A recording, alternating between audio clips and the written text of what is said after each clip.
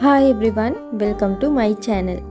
இன்றைக்கு நாங்கள் வீடியோவில் பிரெட் பீஸா செய்ய போகிறோம்.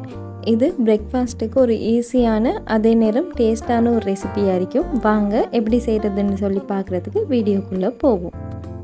ப்ரெட்டை டோஸ்ட் பண்ணி எடுத்துக்கிற வேணும். ப்ரெட்டை டோஸ்ட் பண்ணுறதுக்கு ஒரு பேனில் கொஞ்சமாக பட்டர் பூசிக்கோங்க. டோஸ்ட் பண்ணாமையும் செய்யலும், ஆனால் ப்ரெட்டை டோஸ்ட் பண்ணிங்கன்னு சொன்னால் கிறிஸ்பியாக நல்லா இருக்கும். இப்போ இது மாதிரி ஒரு ஸ்லைஸ் ப்ரெட்டை வச்சுட்டு டோஸ்ட் பண்ணிக்கோங்க. ஒரு பக்கம் டோஸ்ட் ஆகினதுக்கு பிறகு வெளியே எடுத்துட்டு மறுவாலும் பேனில் இன்னும் கொஞ்சம் பட்டர் பூசிக்கோங்க. ப்ரெட்டை மற்ற பக்கம் திருப்பி வச்சுட்டு ஸ்டவ்வை ஆஃப் பண்ணிடுங்க.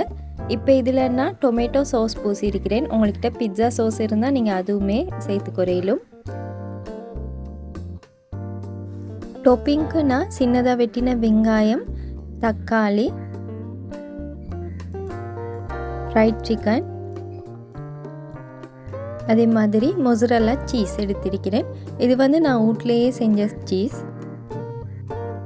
டாப்பிங்ஸ் எல்லாம் உங்களுக்கு விருப்பம் மாதிரி, உங்களுக்கு என்ன விருப்பமோ அது மாதிரி சேர்த்துக்கோங்க. இதுக்கு மேலால் கொஞ்சமாக சில்லி ஃப்ளெக்ஸும் இத்தாலியன் சீசனிங்கும் தூவிருக்கிறேன். உங்கள்கிட்ட இருந்தால் சேர்த்துக்கோங்க, அதோட ஃப்ளேவர் நல்லாயிருக்கும். இப்போ ஒரு மூடியால் மூடி ஸ்டவ்வை ஆன் பண்ணிவிட்டு சீஸ் மெல்ட்டாக காட்டிக்கும் அப்படியே வச்சுக்கோங்க. சீஸ் நல்லா மெல்ட் ஆகினதுக்கு பிறகு மூடி எடுத்துட்டு பாருங்கள். டேஸ்டான பிரெட் பீட்சா ரெடி. அடுத்து நாங்கள் எக் பீஸா செஞ்சுக்கிடுவோம். அதுக்கு ஒரு பேனில் கொஞ்சமாக பட்டர் பூசிக்கோங்க. ஒரு ஸ்லைஸ் பிரெட் எடுத்து அது நடுவில் ரவுண்ட் ஷேப்புக்கு இது மாதிரி வெட்டி எடுத்துக்கோங்க.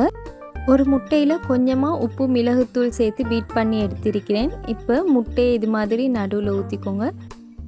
நான் இதில் சோஸ் சேர்க்கல, உங்களுக்கு தேவைன்னு சொன்னால் சேர்த்துக்கோங்க.